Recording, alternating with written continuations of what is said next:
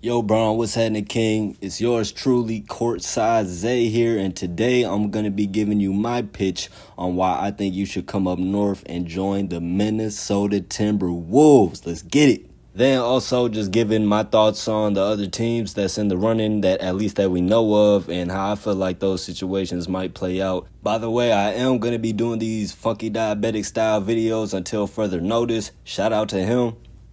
So first off, we got Philly, undoubtedly a tough starting five if you were to decide to go there. We got VJ Max in the backcourt. It would be you, Embiid, and Jaylen Brown in the front court. Tough starting five, right? Right? But here's what it's going to come down to.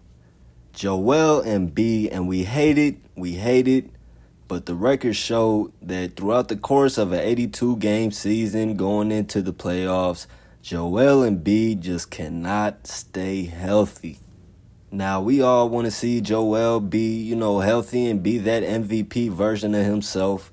But year in and year out, by the time the playoffs rear their ugly head, he's just not going to be 100%. And even if he's like 80%, that's damn near a miracle in itself. Your boy Rich Paul has came out and made it very clear that in this last hoorah, whatever situation that you end up in, you do want the chance to compete for a title.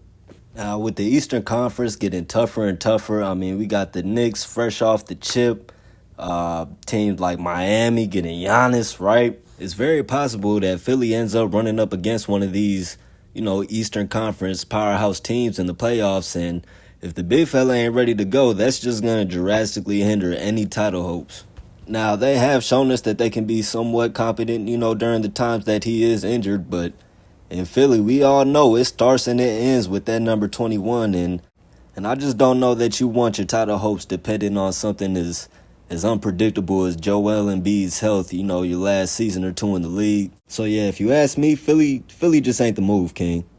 All right, so moving on to the next team that's been rumored, we got the Miami Heat, who just got their guy Giannis. They're going to be pairing him up with Bam and looking to wreak some havoc in the East. Now, my opinion on this team, aside from it just seeming like it'd be sort of a clunky fit, it's just like, come on, bro. We don't want to go over here and impede on what Giannis got going on. This man Giannis left for Miami in the prime of his career just like you did. Different circumstances, but the outcome being the same.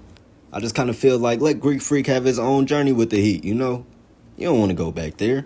And I know there's been reports that have come out and said that, you and Pat Riley done patched things up a little bit behind the scenes, but I'm going to just tell you right now, bro, that man don't respect you. Like, no, the man really violated cookies, Bron. The chocolate chip cookies. We ain't forget. No. We ain't forget. You don't want to be going back to a toxic situation like that. So, Miami, not the move, King. All right, now next up, we got the Golden State Warriors. Hey, I'm going to just keep it all the way funky with you on this one. The only motherfucker who wants to see this happen is Draymond Green. They even asked Steph about playing with you, and this nigga went to talking about golf and some whole other shit. And then on top of that, it's just like you don't want to be in the midst of an 82-game season. You look to your left, you look to your right, and it's two dudes who's growing grays just like you. Like, nah, bro, we need them young boys around us, pause. We need that youthful energy around us, So, Golden State, not the move, King. Now, next team up, we all know it's where it all started. We were all witnesses, the Cleveland Cavaliers. Now, I can't even lie, bro. If you're not going to make the right decision, and I think this would be the way to go. You could go back home, have the career close on a very storybook-like ending, right? But the only thing I say is don't be going back there thinking you're going to be hoisting up that Larry. And I really don't feel like it's as seamless of a fit as a lot of people are trying to make it seem to be.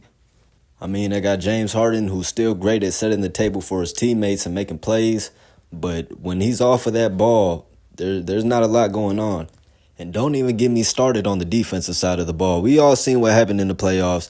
Jalen Brunson looked at James Harden and barbecue chicken. Now, I bet you all the money in my pocket, come next year's playoffs, teams are going to be trying to replicate that same strategy of attacking James Harden. And not that every playoff team is going to have a Jalen Brunson to necessarily do those same things. It's just like, man, that wasn't a good look. And then probably my main problem with this team, it just seems like they ain't got that dog in them, bro. You don't want to look up and see a guy like James Harden just actively quitting on you during a playoff series. Nah, bro. We want to look up and see a guy like Jaden McDaniels. The whole team, like, just go at them. They're all bad defenders. Yeah, they're all bad defenders. By his comments about them on both ends. Just got that junkyard dog in them. I mean, Anthony Edwards. My God. I mean, I don't think Evan Mobley would bust a grape in a food fight. You got guys like Jared Allen talking about the lights too bright and like that, man. Man, it's just soft. It's soft energy over there. We can't be having that. And finally, here we are. The only right decision. Wolves back, baby. Now, everybody knows this. It's a well-known fact. It does get a little chilly here during wintertime. I mean, come on, bro. We really gonna let a little cold weather get in the way of ring number 5? I mean, outside of the on-court juggernaut that this team would be, just the legacy factor of it, right? I mean, you come here, show 5 what it takes to get over that hump, immediately become a Minnesota legend, deliver a team's first championship in history for the second time, go out and copy one of them mansions on Lake Minnetonka, right? And then, I mean, on the court, what they gonna say? You got Rudy packing everything at the brim, Jaden McDaniels hounding on the perimeter, Ant-Man locking up teams' best players when it counts. On the offensive side, we just got a 24-year-old LaMelo Ball coming off his best season. It's looking like he's going to be able to unlock Ant-Man's game to another level. And shit, if we got you there, y'all going to have the boy looking like MJ. And all you would have to do is be the Swiss Army knife that you are. You can rest some games. It's not like the team is falling off a cliff. So, yeah, I'm telling you, this is the move, bro.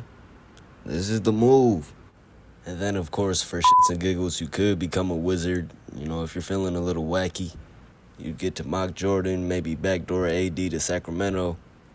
But nah, you know what to do, King. Best jerseys in the league, by the way. Bring your ass.